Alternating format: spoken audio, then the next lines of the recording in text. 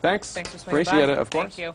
Okay, so the Comey fallout, pushing Capitol Hill into action. Intel committees in both houses, they want to see all of these Comey memos. The Senate has already asked him to testify in open and in closed sessions, and at least one Democrat has gone there with the I word. But House Speaker Paul Ryan still standing by the president. I rise today, Mr. Speaker, to call for the impeachment of the President of the United States of America for obstruction of justice. I do not do this for political purposes, Mr. Speaker. There are a lot of unanswered questions. What I told our members is, now is the time to gather all the pertinent information. Our job is to be responsible, sober, and focus only on gathering the facts. That is what Congress does in conducting oversight of the executive branch. We can't deal with speculation and innuendo, and there's clearly a lot of politics being played. CNN congressional correspondent Senlin Serfati has more reaction from Capitol Hill. I mean, is support for the president at all starting to crack?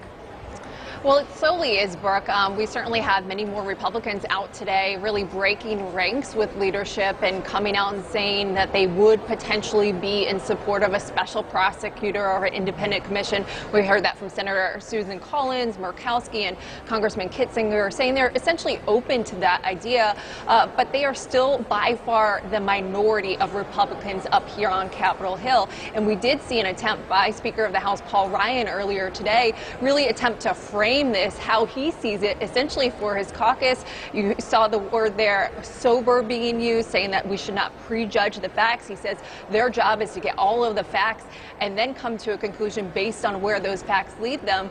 And that's certainly what many committees up here on Capitol Hill are indeed doing. And we are seeing many Republicans really add to the chorus up here, not only calling for James Comey to release those many memos, but also come up here on Capitol Hill in person and testify publicly. Earlier today, we heard from Senate Intelligence Committee ranking member Mark Warner, who said today they have re-upped that invitation to James Comey. They haven't heard back yet, but he says he fully expects him to testify at some point.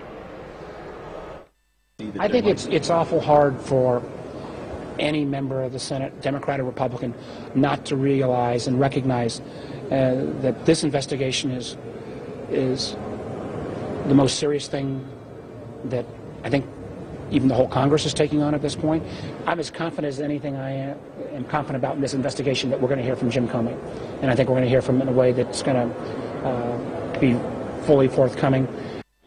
And Warner said he expects to hear from James Comey potentially early next week. We also know, as you said before, that the House Oversight Committee, they've set a hearing for next Wednesday. Chairman Jason Chaffetz has also invited Comey to testify. He wants that to happen that morning. Of course, it seems he's having trouble contacting Comey as well. He certainly is the man of the moment. Senlin, thank you very much. Listening to you, also have my eye. There he is, President of the United States.